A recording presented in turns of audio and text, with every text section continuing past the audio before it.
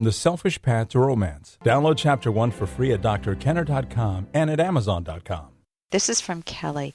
Dear Dr. Kenner, often I get very angry or overwhelmed over small problems and situations. What could this be?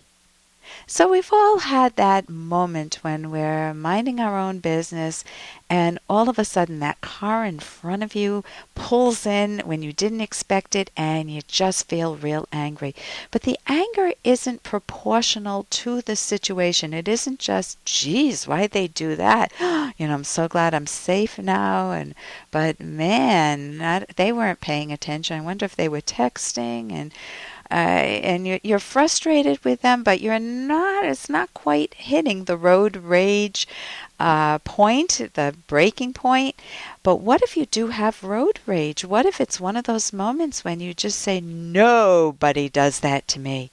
And you're off and you're on a tear. You're giving them the finger, you're honking at them, you're getting in front of them and slamming on your brakes.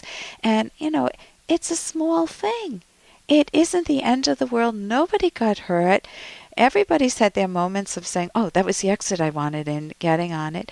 And if you're having explosive anger like that, you want to learn how to introspect. Now, in that moment, you're not going to do therapy work with yourself.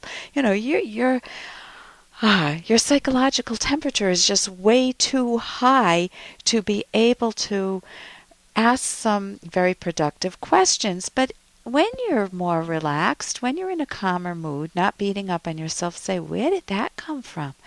And you may discover that you have some images or some memories that come back.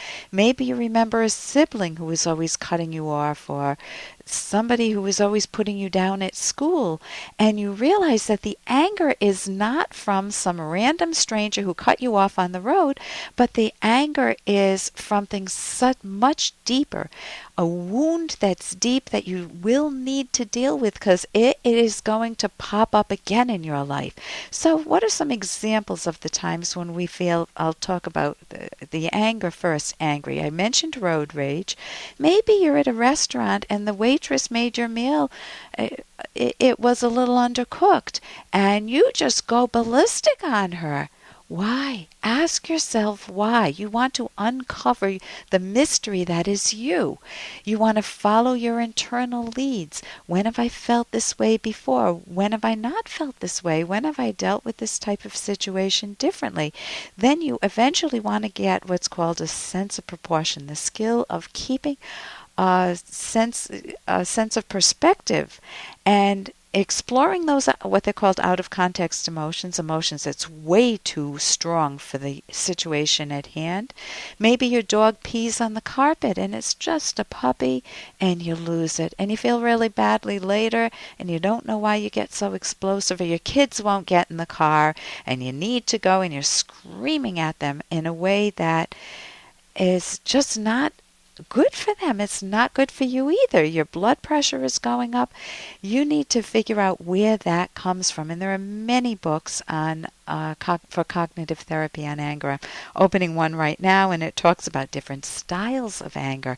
There are masked anger styles, sneaky anger, paranoid anger, and anger avoidance. People, oh, I'm not angry. I'm not, they're ripping mad. Of course, my voice didn't sound at that time. There are explosive anger styles, that sudden anger, or shame-based anger, or deliberate anger. Another type is the chronic anger. People who are just chronically kind of, you see it in their mouth, you see it in their face, where they're just habitually unhappy people and they're angry at the world. How do you let go of that anger? First, you have to understand it. So one of the books is Letting Go of Anger, but there are many other books. You can go to my website, drkenner.com, and see what I have there. The other question you ask is, what about when you feel overwhelmed when something really small happens? Hey, I got to interrupt this because we've got to pay some bills. 30 seconds, that's it. A very quick ad, and then Ellen will be back. Romance. Ugh, I wish guys knew more about what we want from a relationship.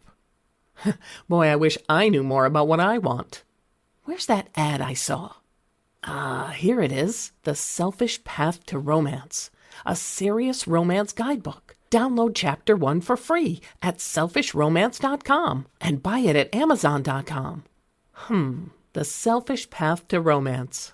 That is interesting. The other question you ask is, what about when you feel overwhelmed when something really small happens? So your coffee is not quite hot enough and you just feel overwhelmed. Or maybe you didn't water some plants and they need some water and you just feel like, oh my God, I kill everything. Well, there's one of the problems. If you're telling yourself you kill everything, or if when you feel overwhelmed, you're thinking of many other things that are flooding your mind when that small thing happens, like, oh, I forgot to hang up my coat today, and you feel overwhelmed and you realize that your whole house is cluttered. Well, there's your answer. Again, the skill that you want to give yourself is how to introspect, how to look inward and understand yourself. Now, here's a very quick question I received from Joe. It's, hi, I have delusions. Sometimes I deeply believe in, and other times I'm confident enough to consider that these may not be true. One such reoccurring delusion is that some of my family members may be aliens or gods from outer space or cyborgs. I don't even know what a cyborg is. So what do you do if you have these? Cognitive therapy would help you out tremendously because you want to know that your delusion is not 100% true. And you know that because you emailed me. Now, if you're a sci-fi watcher, maybe you need to watch a lot less sci-fi because if you're believing it, that isn't fair to you. That's not a good outcome. I know people watch a lot of horror movies sometimes and then they wonder why they have nightmares. Well, don't watch the horror movies. So I would definitely get some good cognitive therapy for yourself to help you with the delusions. And here's a little more from Dr. Kenner. Lorraine, my density has brought me to you. What? Oh, what I meant to say was... Wait a minute. Don't I know you from somewhere? Yes, I'm George McFly. I'm your density. I mean, your destiny. And have you ever had a moment in your life where you got tongue-tied and you went to say something romantic to someone and it came out all garbled? Your density, and this was from Back to the Future Part 1, an older movie, really fun. Or maybe you were about to say something to your boss and you slipped and you fumbled and said something really weird, just really out of context. Or you said something in front of your kids and it's just like, too much information, Mom, or you just got really tongue-tied. How do you deal with situations like that? If you dig yourself into a hole, or if you are shy, and as you are trying to meet someone new, whether it's a potential romantic partner, or just maybe a new boss, what's going through your mind is not, oh, I wonder if they're interesting. I can't wait to meet them and find out about them. Instead of that going through your mind, you have, oh my God, what if I say something weird? What if I stumble? What if I don't know what to say? I don't know if I can handle it. I don't know if I'll be able to manage the situation. If your mind is flooded with self-criticism, how are you going to flow? How is the conversation going to flow? You want to learn not to do that to yourself. If you have communication problems, you can always learn skills, you can get practice, and you can give yourself a new lease on life. For more Dr. Kenner podcast, go to drkenner.com and please listen to this ad. Here's an excerpt from The Selfish Path to Romance, the Serious Romance Guidebook by clinical psychologist Dr. Ellen Kenner. What destroys love, and how can you prevent it? Several problems can undermine love. Many people are aware of them, and yet they don't know how important they are to fix or how to fix them. Here are 6 broad categories of actions you can take, and which we elaborate on in Chapter 16 of our book. Number 1, correct bad manners and bad habits. Number 2, replace anger with positives. 3, replace repression with the ability to feel and express emotions. 4, replace white lies with the truth.